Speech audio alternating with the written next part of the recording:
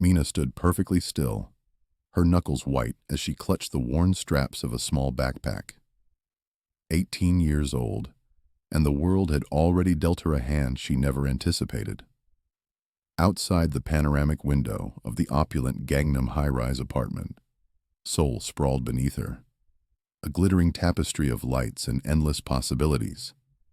Possibilities that felt cruelly out of reach. Her heart hammered against her ribs, a frantic drumbeat against the silence of the luxurious yet suffocating room. She cast one last desperate glance down at the bustling street far below, then turned her gaze back to the cold, impersonal elegance that surrounded her. Every expensive piece of furniture, every polished surface felt like a barrier, a constant reminder of her gilded cage. The air itself seemed heavy, charged with the unspoken terror of her impending escape. A soft creak echoed from behind her, the subtle protest of the heavy oak door as it swung inward. Mina's breath hitched. Her husband, Jae-won, the formidable boss of the Black Serpent Gang, stepped into the room. He wasn't angry, not in the way she might have expected. Instead, a chilling calm radiated from him, a quiet intensity that was far more terrifying than any outburst. His eyes, dark and piercing, immediately fell upon the backpack, still clutched in her hand. A faint, almost imperceptible smile touched his lips, a predatory curve that sent shivers down Mina's spine. "Leaving so soon, Jagia?" he asked, his voice a low, almost tender whisper. Yet each word was a sliver of ice, piercing through her carefully constructed facade of composure. The endearment, meant to signify affection, felt like a brand of ownership, a stark reminder of the chains that bound her. Mina turned slowly, her movements deliberate, almost robotic. She didn't scream, she didn't cry. There were no dramatics, no desperate pleas. She simply looked at him, her face a carefully constructed mask of blankness, betraying none of the turmoil raging within her.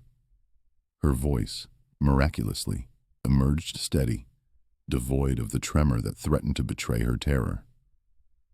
"I just needed some air," she said, the words a thin, fragile shield against the truth. Her legs felt like jelly, threatening to give way beneath her, but she held her ground. It was a lie, a transparent fabrication, and they both knew it. The unspoken acknowledgement hung heavy between them, a dangerous understanding that only intensified the tension. Jae-won didn't respond immediately. He simply walked past her, moving with an unnerving grace toward the window, effectively blocking her view, cutting off her only perceived connection to the outside world.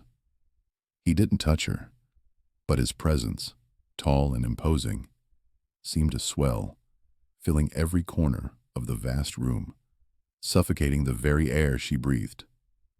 Then, with a slow, deliberate motion, he reached out and gently, almost tenderly, took the backpack from her hand. His touch was light, yet it felt like an iron grip. He opened it, his gaze sweeping over the few meticulously folded clothes, the small, faded photograph of her mother tucked carefully inside. He closed it without a word, his expression unreadable. The full weight of what this moment meant, the terrifying implications of his discovery, hadn't yet fully materialized. But the fear, raw and visceral, was undeniably real, a cold knot tightening in her stomach. Sometimes, the cage is made of silk, not steel. Jae-won turned back to her, that faint, unreadable smile playing on his lips once more. His eyes, dark and fathomless, never left hers, holding her captive in their intense gaze. "Where were you going, Mina?" he asked, his voice still soft, still deceptively calm. The question hung in the air, heavy and threatening, a silent promise of consequences yet to unfold. Before we continue, subscribe to the channel and tell us where you are watching from in the comments. Mina's world had once been a stark contrast to the gilded prison she now inhabited. She had grown up in a small, bustling apartment nestled within an older, vibrant part of Seoul, just a stone's throw from the labyrinthine alleys of Namdaemun Market. Life there was a symphony of street vendors' calls, the aroma of spicy tteokbokki, and the constant hum of human activity. Her family's existence was simple, grounded in hard work and the enduring traditions of their culture. Her father, a man whose hands bore the calluses of years of labor, ran a modest street food stall, a beloved fixture selling steaming tteokbokki and savory oding. Her mother, with her gentle smile and quiet strength, worked tirelessly in a local fabric shop, her nimble fingers weaving dreams into cloth. Life for Mina was defined by routine, by the rhythm of daily struggles and small joys. Her days were a structured dance between academic pursuits and familial duties. After school, she would invariably find herself at her father's stall, helping him prepare ingredients, serving customers with a polite bow, and absorbing the lessons of honest labor. Evenings were spent hunched over textbooks in the cramped yet cozy apartment, the scent of her mother's cooking mingling with the faint smell of old paper. University was her beacon, a dream she clung to with fierce determination. Perhaps design, she mused, imagining a future where her creativity could flourish beyond the confines of their small world. Her friends, girls from her neighborhood, who shared similar aspirations and anxieties about the impending college entrance exams, were her solace. They would often gather at a tiny, unassuming cafe, sipping cheap instant coffee, their voices hushed with the weight of youthful dreams and the uncertain promise of tomorrow. Her parents, though strict in their adherence to tradition and the paramount importance of keeping face within their community, were loving in their own way. They impressed upon Mina the profound significance of family honor, a concept that felt both comforting and, at times, like an invisible chain. Her father, a proud man despite the quiet burdens he carried, was perpetually overshadowed by a gnawing debt. A disastrous business venture years ago had left an indelible mark, a constant, unspoken shadow that loomed over their lives, whispering anxieties into the quiet corners of their home.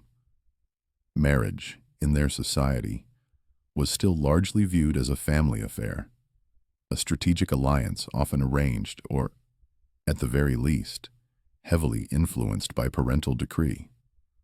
Daughters were expected to be dutiful, compliant, and to uphold the family's reputation. Mina understood these deeply ingrained social norms, acknowledged their power, yet within her heart, she harbored a quiet rebellion. She believed in love, in choice, in a future she could forge for herself. Then, like a shadow lengthening at dusk, Jae-won entered their lives. He first appeared not as a harbinger of doom, but as a seemingly benign, even benevolent, helpful businessman. He was older, perhaps in his late 20s, always impeccably dressed in suits that exuded an aura of understated power. His initial appearances were at her father's humble street stall. He would buy food, engage her father in polite conversation, his voice smooth, his demeanor charming. He was generous, often leaving a substantial tip, and his presence carried an undeniable charisma. He offered to help with the family debt, a proposition that, at first, seemed like a miraculous intervention. Even then, Mina felt an inexplicable unease around him. His eyes, though seemingly polite, held a depth that felt unnervingly perceptive, as if they saw more than she ever intended to reveal. Her parents, however, were blinded by relief and gratitude. To them, he was a savior, a godsend who had appeared just when their financial burdens threatened to crush them. Mina noticed the subtle relaxation in her father's shoulders, the way he seemed to breathe a little easier in Jae-won's presence. But her mother's eyes, usually so warm and expressive, began to hold a new, quiet worry, a flicker of apprehension that Mina, even as a young woman, recognized as a premonition. This was the first subtle hint that Jae-won's help was not altruistic, that it came with a hidden and potentially devastating cost. The help Jae-won offered, so eagerly accepted by her desperate parents, swiftly transformed into an insidious trap. He had indeed paid off their crushing debt, a gesture that had initially brought a wave of immense relief to the small family. But the relief was fleeting, quickly replaced by a growing sense of dread as his visits became more frequent, more possessive. He no longer confined his interactions to her father. His attention, unsettlingly, shifted to Mina. He arrived bearing gifts, lavish and expensive trinkets that were entirely out of place in their modest home, and made Mina profoundly uncomfortable. Her parents, now bound by an invisible yet potent chain of indebtedness and gratitude, began to subtly, then overtly, pressure Mina to be more accommodating, more receptive to Jae-won's advances. He had promised her family a life free from financial worry, a security they had long yearned for. He had even, with a practiced charm, promised Mina a good life, a future filled with respect, going so far as to claim he admired her intelligence and spirit. Yet these promises, like delicate glass, shattered the moment the marriage was formally agreed upon. His demeanor, once subtly manipulative, underwent a chilling transformation. The mask of benevolence slipped, revealing glimpses of a cold, calculating control that sent shivers down Mina's spine. Before the wedding, the subtle humiliations began. He would make small, cutting remarks about her choice of clothes, her opinions, her aspirations, always delivered with that same disarming smile, always under the guise of improving her, of molding her into his ideal. He'd suggest she sever ties with certain friends, deeming them unsuitable for her new station. Her university plans, once a bright beacon of her future, were casually dismissed, replaced by his vague pronouncements that he had better things in mind for her. Her parents, caught in the agonizing vice between their crippling debt and their daughter's burgeoning future, found themselves powerless. Their only recourse was to advise Mina to listen to her future husband, to defer to his wishes, a plea born of their own desperation and helplessness. After the wedding, the last vestiges of subtlety vanished. The control became absolute, overt, suffocating. Jae-won rarely touched her, a physical distance that was ironically less painful than the emotional and psychological cage he had constructed around her. He dictated where she went, who she saw, even what she wore. Her life, once vibrant and filled with youthful dreams, was reduced to that of a perfect quiet wife, a trophy to be displayed in their luxurious, yet lonely, apartment. She was isolated, cut off from her friends, her family, her very sense of self. He would often be absent for days, immersed in his shadowy business dealings, returning late, sometimes with others, his eyes sweeping over her as if she were merely another piece of the expensive furniture, her presence entirely ignored. Mina felt like a bird trapped in a gilded cage, its bars fashioned from silk but no less unbreakable. A profound ache for her old life, for the simple camaraderie of her friends, for the vibrant pursuit of her dreams, settled deep within her soul. When her parents visited, the initial relief they had felt, the fleeting joy of seeing their daughter in such opulent surroundings, slowly morphed into a quiet, profound sadness. They saw the change in Mina, the light dimming in her eyes, the forced politeness that replaced her youthful exuberance. They knew, with a certainty that churned in their stomachs, that they had made a terrible, irreversible mistake. Yet they felt utterly powerless, trapped by the very chains of gratitude and fear that had bound Mina. The desperate attempt to escape on that fateful night, when Jaewon found her with the backpack, was not a sudden, impulsive act. It was the culmination of months, almost a year, of this suffocating, soul-crushing existence, a slow erosion of her spirit that had finally pushed her to the brink. One evening, the fragile facade of her gilded cage completely shattered. Mina overheard a phone call, a chilling conversation that twisted her stomach into knots.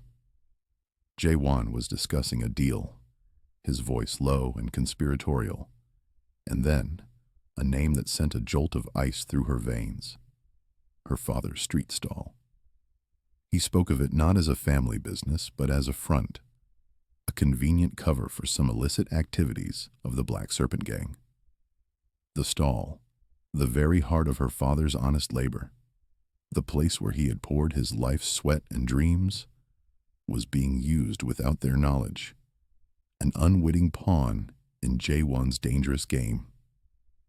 This wasn't just about her freedom anymore. It was about her family's safety, their very lives now hanging by a thread because of him. This was the line. This was the unforgivable transgression. That night, a fire ignited within Mina that she hadn't known she possessed. She confronted him, her voice trembling slightly, but firm with a resolve born of desperation. She told him she knew about the stall, about the imminent danger he had carelessly brought upon her family. She pleaded with him, her words a desperate torrent, begging him to stop, to sever all ties with her father's business, to leave her family out of his twisted world. In a last, desperate gamble, she even offered a concession, a sacrifice of her own dwindling hope. She would stay. She would be the perfect wife he demanded. If only he would protect her family. If only he would release them from the shadow of his criminal enterprise. But Jaewon merely laughed. It was a cold, dismissive sound that echoed the emptiness of his promises. "You think you understand my business, Jagya," he sneered, pouring himself a drink. The clinking of ice, a harsh counterpoint to her plea. "Your father is fine. He's making more money than ever, thanks to me. Be a good wife, and don't worry about things that don't concern you." He treated her desperate concern as childish naivety, a foolish outburst unworthy of his attention. His words were a calculated dismissal, designed to make her feel foolish, powerless, and utterly insignificant. He didn't see her fear, only her perceived defiance, and he crushed it with a casual wave of his hand. That night, lying awake in the vast cold bed, listening to the city hum outside her window, Mina knew with an absolute certainty that she could not stay. She could not, would not stand by and watch her family be dragged into the abyss of his world. The thought of their innocent lives being tainted, endangered, or worse, consumed by his darkness, was a torment she could no longer endure. She had to escape, not just for her own sake, but, more importantly, to protect them. The fear of staying, of being a complicit witness to her family's destruction, finally outweighed the paralyzing fear of leaving. It was a clear, unyielding decision. She would try to leave, no matter the cost, no matter the risk. She would fight for her freedom, and for theirs, with every fiber of her being. The gilded cage had become a tomb, and she would rather face the unknown dangers of the outside world than suffocate within its luxurious confines. The breaking point had been reached, and a new, perilous path lay before her. Mina started small, With meticulous observation, she became a quiet shadow in her own home, a ghost moving through the opulent rooms, her senses heightened. She began to map Jaewon's routines, charting the ebb and flow of his chaotic schedule, noting the precise times he left and returned, the pattern of his phone calls, the frequency of his late-night business meetings. She studied the security systems, the cameras strategically placed to monitor every entrance and hallway, but also the subtle blind spots, the angles they couldn't quite reach. She noted the changing of the guards, the brief windows of overlap or distraction, the moments when their vigilance might falter. Her mind, once consumed by dreams of design school, now became a meticulous instrument of surveillance, cataloging every detail that could aid her escape. Her clandestine preparations extended to her finances. She began saving small amounts of money, a few thousand one here, a few thousand there, carefully siphoning it from the household allowance Jaewon provided. These meager sums, painstakingly accumulated, were hidden in a loose floorboard in the back of her closet, a secret cache growing slowly but steadily. It was a paltry sum compared to the vast wealth surrounding her, but it represented independence, a lifeline. She learned to use her quiet, unassuming nature to her advantage. When Jaewon held his impromptu business meetings in the apartment, often late into the night, Mina would pretend to be asleep, or busy in the kitchen, a silent, almost invisible presence. From the periphery, she listened, her ears acutely attuned to every whispered conversation. She absorbed names, places, details of his operations, the inner workings of the Black Serpent gang. She heard about shipments, about rival factions, about upcoming deals. Each snippet of information was a puzzle piece, slowly forming a clearer picture of the dangerous world she was trapped within. When she was alone, she devoured old newspapers and scoured online articles, piecing together the history and structure of the Black Serpent gang, learning about their key players, their rivals, their known weaknesses. Knowledge, she realized, was a weapon. Building a network, however small, was crucial. She subtly reconnected with a distant cousin, a bright, tech-savvy university student she hadn't seen in years. She approached him under the guise of needing help with online shopping, feigning a lack of understanding about digital transactions and secure browsing. Slowly, carefully, she steered their conversations towards untraceable phones, secure communication apps, and the intricacies of disappearing online without a digital footprint. She didn't reveal the full, terrifying scope of her plan, just enough to extract the vital information she needed, weaving a believable narrative about wanting more privacy from her domineering husband. Her cousin, unaware of the true stakes, offered advice readily, proud to share his expertise. She started collecting small, essential items for her escape kit. A burner phone, purchased discreetly online with the help of her cousin's untraceable methods, became her secret line to the outside world. A few changes of simple, unremarkable clothes, jeans, plain t-shirts, were tucked away, a stark contrast to the designer wardrobe Jaewon insisted upon. Most critically, she secured copies of her identification documents, her resident registration card, her high school diploma, proof of her identity, carefully hidden with her meager savings.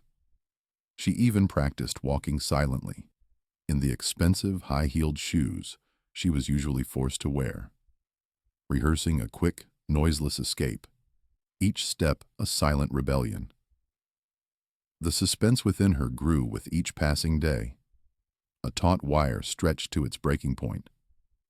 The day she finally decided to make her move, the day she packed the small backpack, was etched in her memory.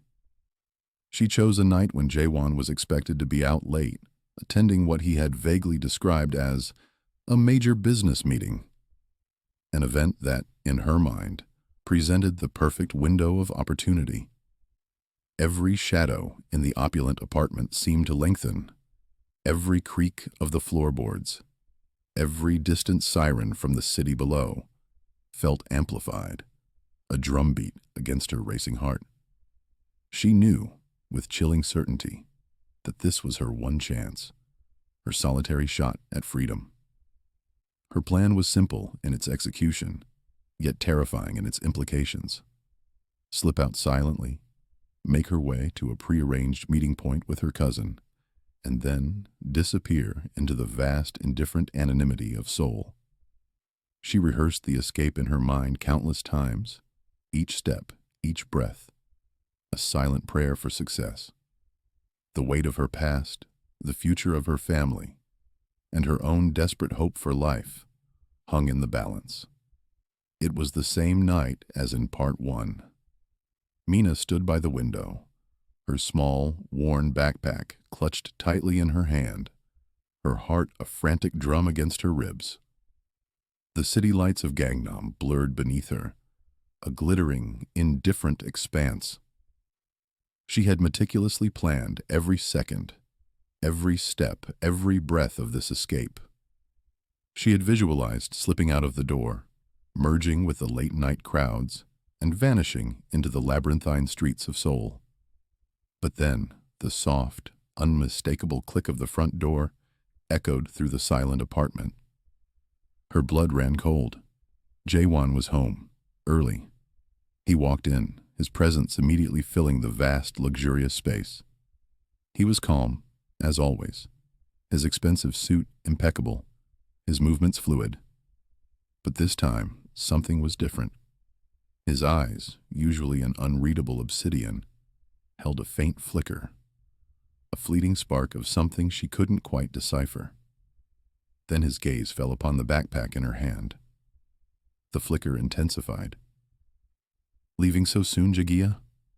he asked, his voice soft, almost a whisper, yet it cut through the air like a razor. He didn't wait for an answer. He walked towards her, his steps measured, deliberate. He reached out, not to her, but to the backpack. This time, he didn't just take it gently, as he had in her nightmare scenario. He pulled it from her grasp with a sudden, decisive yank that made her wince. His fingers moved swiftly, opening the main compartment. He didn't just glance inside. He delved deeper, his expression tightening as he pulled out the small, cheap burner phone she had so carefully acquired. Then his eyes narrowed further as he retrieved the small, meticulously folded map she had hidden beneath her few changes of clothes. A map of a remote coastal town, far from Seoul, far from him. The calm facade, usually impenetrable, began to crack, revealing the dangerous man beneath. Mina didn't physically fight him. She knew it would be futile, and she had a different kind of weapon. Instead, she met his gaze, her own eyes holding a newfound resolve, a quiet defiance. "You think you control everything, Jaewon?" she said, her voice low but steady, surprising even herself with its unwavering tone. "But you don't control the truth." With a deliberate movement, she pulled out her own phone, not the burner, but her regular one, the one he had given her, the one he believed he monitored. She held it up, displaying a message she had sent earlier, just moments before he had walked through the door. It was a detailed, anonymous tip. A tip to a rival gang, one she had learned about through her meticulous observations and late-night research.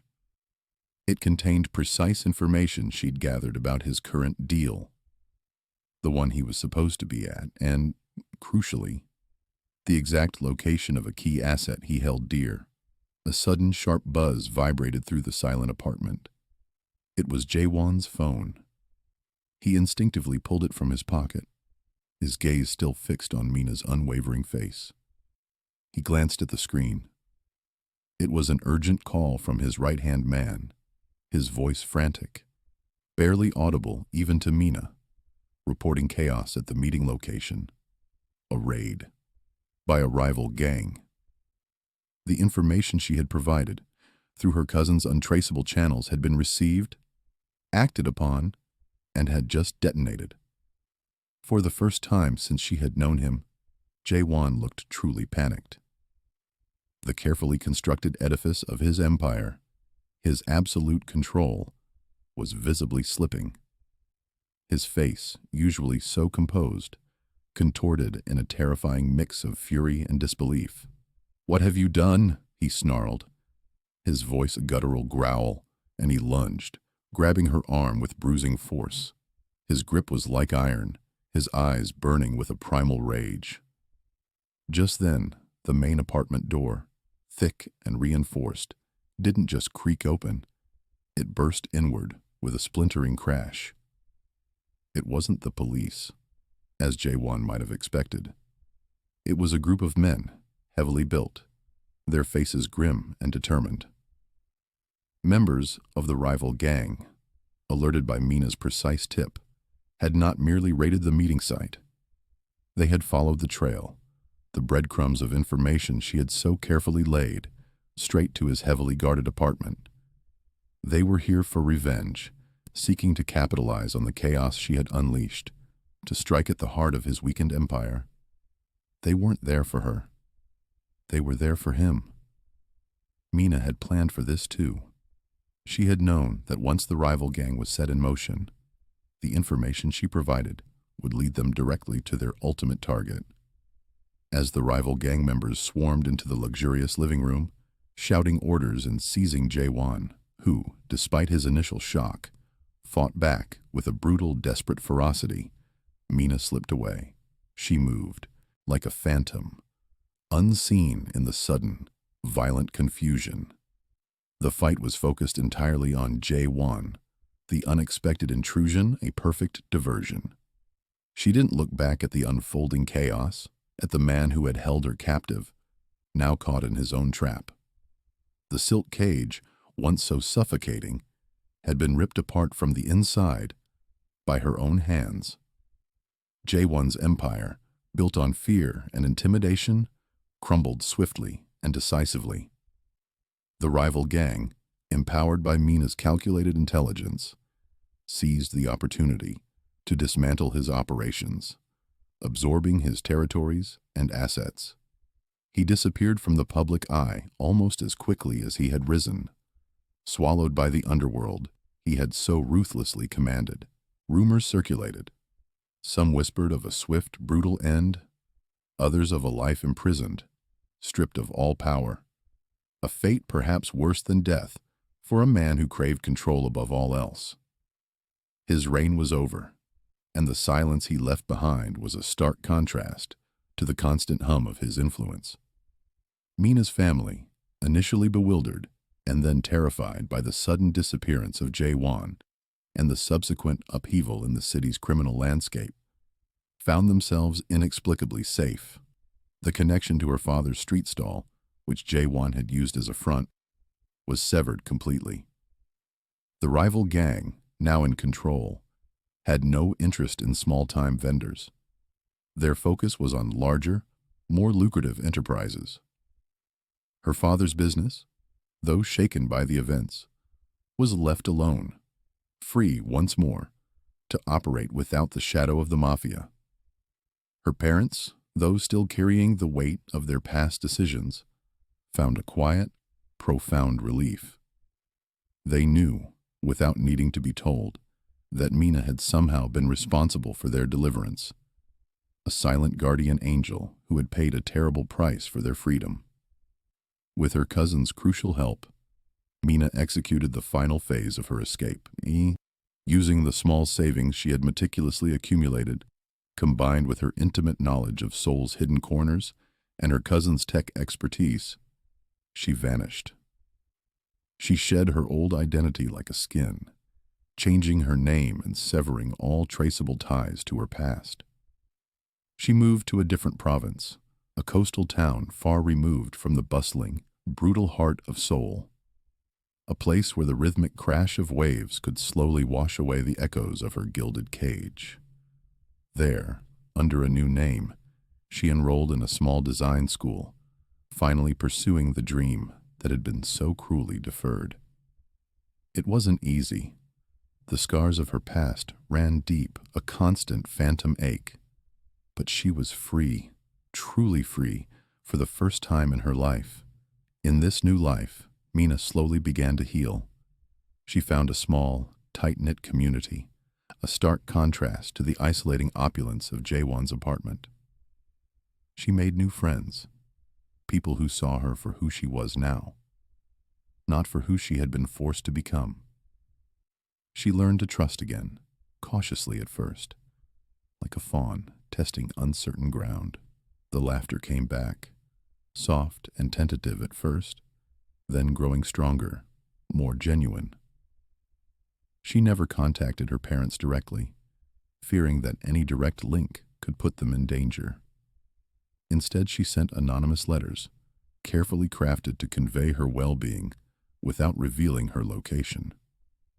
Each letter was a lifeline, a quiet assurance that she was alive, safe, and building a new life. Her parents, recognizing her handwriting, understood. They cherished these letters, silent affirmations of a daughter's love and resilience. Mina's story became a quiet testament to the enduring power of resilience. She hadn't fought with brute strength or overt violence. Her weapons were intelligence, patience, and unwavering courage. She had outsmarted her oppressor, turning his own tools of control against him. She had protected what mattered most, her family and her own spirit, not through confrontation, but through calculated, strategic action.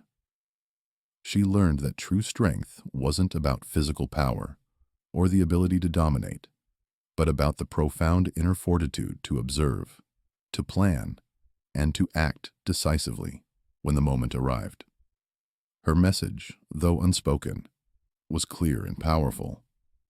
Even in the darkest of situations, when all paths seem blocked and hope feels like a distant memory, there is always a way out. Freedom isn't always found through direct battle. Sometimes it's discovered through quiet observation, meticulous planning, and the brave, calculated risk of turning the tables. She had found her voice not through shouting or pleading, but through the silent, deliberate actions that ultimately dismantled her gilded cage. Mina, the girl sold into marriage, had become a woman who reclaimed her life, one strategic step at a time, proving that even the most formidable chains could be broken from within.